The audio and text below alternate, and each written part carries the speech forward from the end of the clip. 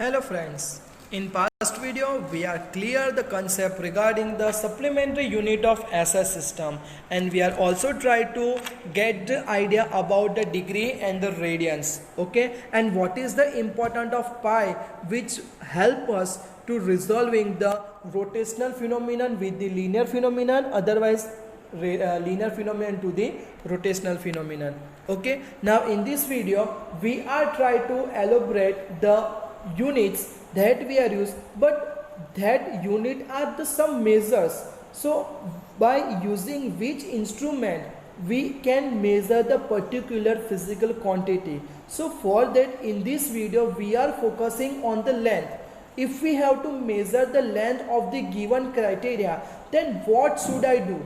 Okay, whether I have some instrument, whether I have to use some mathematical technique, that we have to discuss in this video. So the question is that which devices are used for the measurement of the length of the different order. Okay, आपके पास कोई भी device है बराबर, तो उसका हम कैसे use करेंगे ताकि हम डिफरेंट ऑर्डर के जो हमारे लेंथ के क्राइटेरियाज है उसको हम मेज़र कर पाए. तो यहाँ पे सबसे पहले बोला गया अंदर कि अगर आपको नैनोमीटर की स्केल में जाना है, नैनोमीटर यानी कि 10⁻⁹ के आसपास, तो वही रेंज दिए 10⁻⁹ टू 10⁻⁸.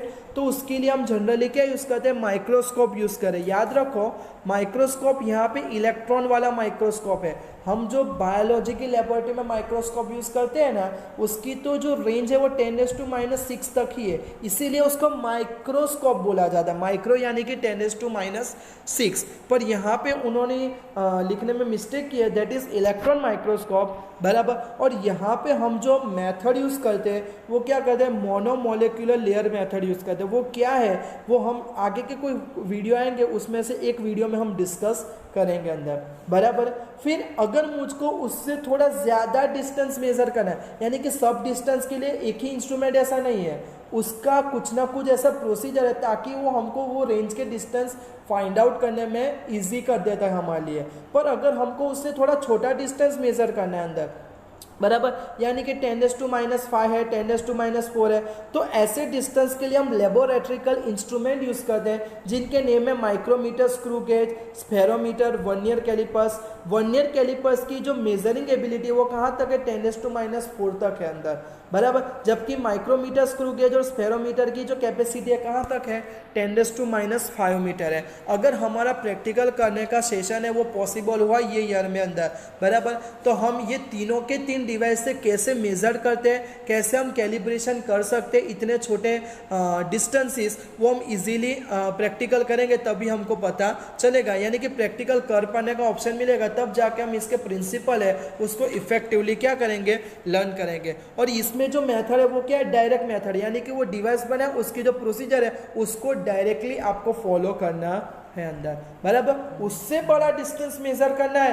तो हम अपनी मीटर स्केल जो होती है सिंपल वही यूज़ करते हैं बराबर. उसकी रेंज है अप टू 100 मीटर तक आप डिस्टेंस मेजर कर सकते हो अंदर बराबर. जैसे कि हमारे हाउस का कुछ डायमेंशन मेजर करना है तो हम स्केल से मेजर नहीं करते हैं. जो भी कारीगर आता है वो क्या करेगा, अपने में से एक छोटा सा रेक्टेंगुलर शेप का कुछ निकालेगा, उसमें से पट्टी खींचेगा अंदर, जिसको हम मीटर पट्टी बोलते हैं अंदर बराबर, और उसका यूज़ करके हम 100 मीटर तक कर सकते हैं. पर उससे ज़्यादा किलोमीटर, 15 किलोमीटर, 500 किलोमीटर मेज़र करना है तो उसके लिए क्या करूँगा, तो उसके लिए हम क्या करते हैं, कुछ साइंटिफिक टेक्निक अप्रोच का यूज़ करते हैं. आपने 9th में देखा होगा अल्ट्रासाउंड का बराबर, कि हमारी जो सबमरीन होती है वो अल्ट्रासाउंड को फेंकती है और फिर रिसीव करती है, तो उसका टाइम नोट डाउन करती है और उसकी स्पीड हमको पता हो तो उसने कितना डिस्टेंस ट्रैवल किया वो पता होता है, और उसके हिसाब से ऑब्जेक्ट यहाँ पे कितना दूर है उसको हम एग्जैक्टली रेक्टिफाई करना है तो कर सकते हैं बराबर. तो यहाँ पे टेलीस्कोप एक हेल्प करता है, दूसरा रडार टेक्नोलॉजी है, EM टेक्नोलॉजी है, अल्ट्रासाउंड टेक्नोलॉजी है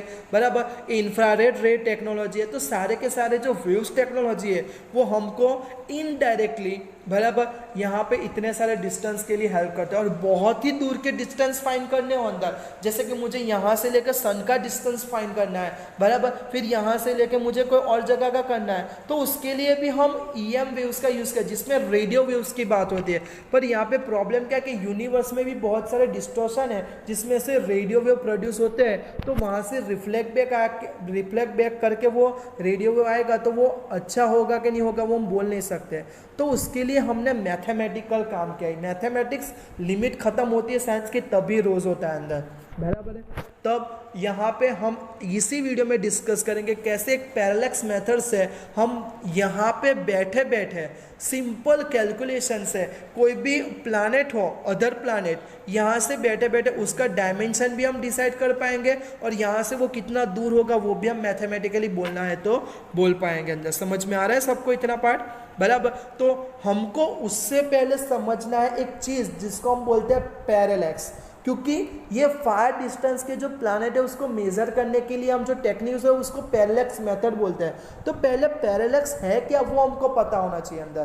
तो पैरेलक्स है क्या यहाँ पे कि आपको क्या करना है, एक पेंसिल लेनी है, तो फिर पेन हो तो पेन लो।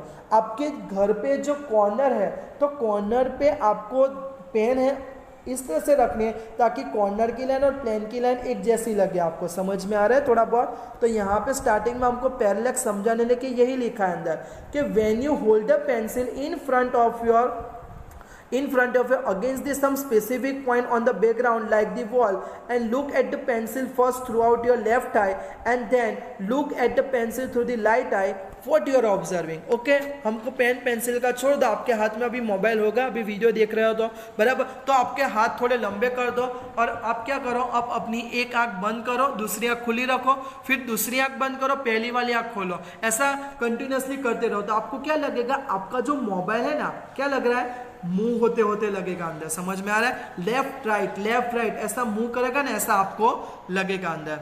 बस यही फिनोमिनन को पैरेलक्स बोलते हैं। So whatever you are notice here, what you are notice here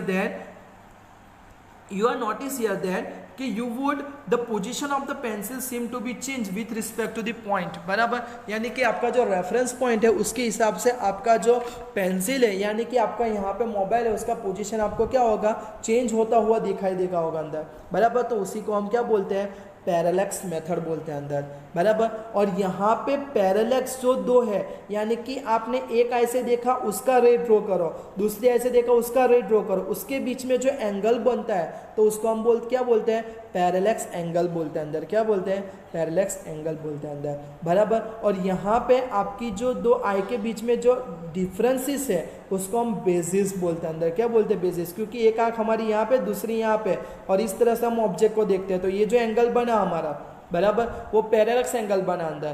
पर यहाँ पे हमारी आई के बीच का जो डिस्टेंस है उसको हम क्या बोलते हैं, बेसिस बोलते हैं अंदर। समझ में आया। तो ये छोटी छोटी टर्म्स है, आपको याद रखने। देखो थियोरी कोई पूछने वाला नहीं है, पर इसकी डेफिनेशन, इसकी टर्म है वो आपको एज अ 1 मार्क्स क्वेश्चन पूछ सकते हैं, और ये आपको क्लियर होगा तब जाके आप उसकी एप्लीकेशन अच्छे से कर पाओगे अंदर, बराबर। तो अब हम क्या करेंगे, पैरेलक्स मेथड को फाइनली सर्वे करेंगे, स्टडी करेंगे, और इसमें देखेंगे कि how can we calculate the distance of any planet in the universe from the earth, यहाँ पे बैठे बैठे ही, बराबर। पर बैठे बैठे नहीं हो सकता है, थोड़ा बहुत आपको काम करना पड़ेगा, पर अर्थ पे ही काम करना है। आपको क्या करना है, दो चीज़ याद रखो, हमको यहाँ पे पैरेलक्स मेथड है, दो चीज़ फाइंड करनी है। एक तो डायमेंशन हमको फाइंड करना है, किसका, अदर प्लैनेट का, और दूसरा डिस्टेंस फाइंड करना है वो प्लैनेट का, कहाँ से, अर्थ से अंदर। समझ में आ रहा है सबको इतना पार्ट, बराबर। अगर आपको डिस्टेंस मेजर करना है, यानी कि हमारी अर्थ से गिवन प्लैनेट का डिस्टेंस कितना है वो आपको मेजर करना है, तो आपको क्या करना है, अर्थ ड्रॉ करनी है, प्लैनेट ड्रॉ करना है। सिंपल बात है, अर्थ के डायमेट्रिकली दो पॉइंट लेने हैं और उनको आपको अदर प्लैनेट के एक पॉइंट से ज्वाइन करना है। खत्म, इसकी फिगर खत्म हो गई। समझ में आ रहा है सबको अंदर इतना पार्ट, यस और नो।